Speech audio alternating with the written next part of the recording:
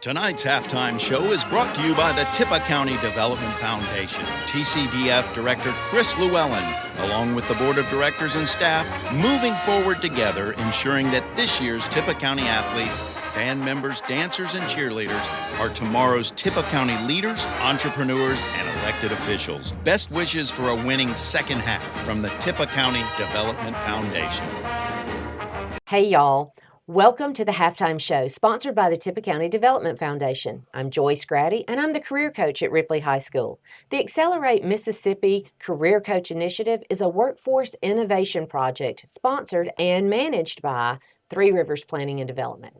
I say that because I want you to know that this is the Tippah County Career Spotlight, and I am very happy to have my friend Marcy Bryant here with me today. Thank you for being here today, Marcy. Thanks for having me, Joyce. Thank you. And I want our listeners to understand that while you may recognize Marcy as the voice of the Walnut Wildcats, she has another job too, and it is within education as well. I've known Marcy for a long time, not only as a teacher at Walnut, but also as a coach and a counselor. But now, in the last few years, you have stepped into an even larger leadership role. Can you tell our viewers a little bit about what you do for your day job? Yes, I am the assistant principal at Walnut Attendance Center. I've stepped into that role about 5 years ago under Mr. Rawson, our principal, and it's been a great transition to work with him these years. Great. And you've seen a lot of changes at Walnut High School or Walnut Attendance Center. Yes, we have. We've had 2 new additions built. We've just got into our new building this fall. It's a really nice building. Changes in attendance, growth, more students coming from out of district coming to Walnut. It's a lot. It's really good. I'm glad. And I've been tickled to watch because of course, I know you personally, and I remember when you played ball, and you played ball beyond that. So being able to stay within CMH Sports Productions, sports broadcast has really been a great thing for you and an advantage because you get to know the kids. You can give some personal insights as you're talking about the games and what's going on. So before we go any farther with that, I do want you to talk to our listeners about what your education route was, because you graduated from Walnut. You went on to play ball at... I went to Northeast first, played for Coach Ford, and then after 3 years there, because I blew my knee out my first year, went on to the University of North Alabama and played basketball there. Did not major in education. I'm not your traditional education route person. This is the story I want y'all to hear.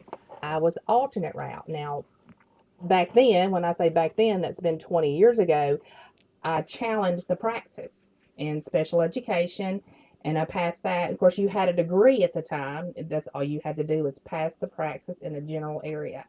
And so I stepped into that role under Bo Seago in 2003. And then I went back to Ole Miss and got my ed leadership, got my master's, and I had that for several years until I went into, I was an assistant, but not full-time for several years before I started full-time assistant principal. All right, what was your original degree completed in? Marketing. In marketing. Mm-hmm. But, you kind of use that in what you do, marketing, what you do, and getting students to believe in how you're trying to aim them where they need to go. We really do, because there's a lot of things that they can do, and I think a lot of times they're like, well, I've got to go to college to do this. I was like, well, let's look at this. You've got other routes. You've got trade schools to go to. You don't have to go to a 4-year school to get a great job. Agreed.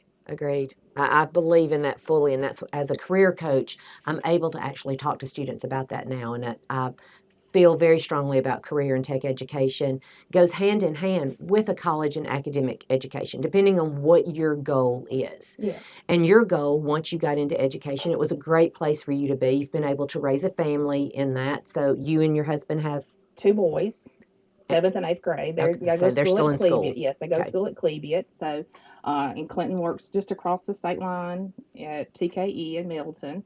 And he's been there since Benchcraft closed, so it's been a good time for him to be there. It's a good job.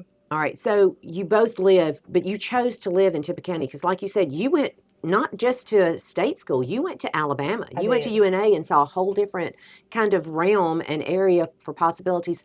What brought you back and what kept you Okay. in Tennessee, Well, Tippah County? well, I tell you this, I loved Florence. I had family there that I had never met. Loved the area. It was great, but it just wasn't home.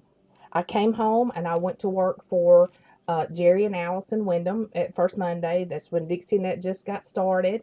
So I worked there for several years. I also worked over at the co-op, and then I got into education, and I don't want to go anywhere else.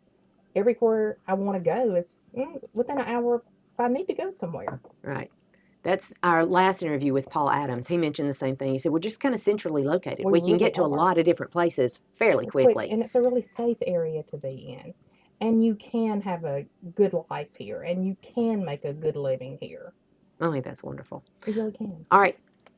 Going back to your job, and this will be our last little question. Tell me something that is unique about your job, something that you love, something that you just want our listeners to know about, maybe not just being an assistant principal, but about Walnut schools in general.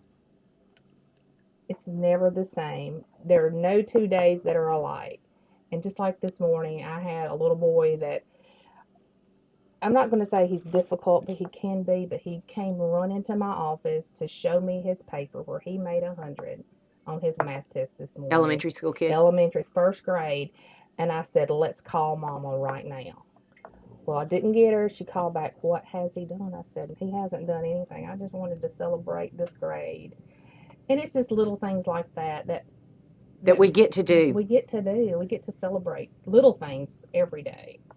And I think in a small town atmosphere like Walnut, like Ripley, like all of our Tippah County main cities, we do get to know not only our neighbors and our people, but we form relationships with them. And I think that's what makes it home to me. It really does. All right. Thank you again for being here today and having a big impact on not only the kids in North Tippah, but the listeners who get to hear you call games. I love that. I've worked for Michael for several years, and I just love it. Football, haven't done that for many years, but basketball. But basketball and baseball, you're killing it on that. I love it. That gets your heart and your boys. That gets all of it. So look forward to hearing you more in the future. Thank you, Joyce. All right, guys, thank y'all for watching. This is Joyce Graddy for the Shark 102.3 and CMH Sports Productions, career coach at Ripley High School. Shine that spotlight on the careers you have around you and get to know a little bit more about what we offer here in Tippah County. Back to the action. Hey, everybody.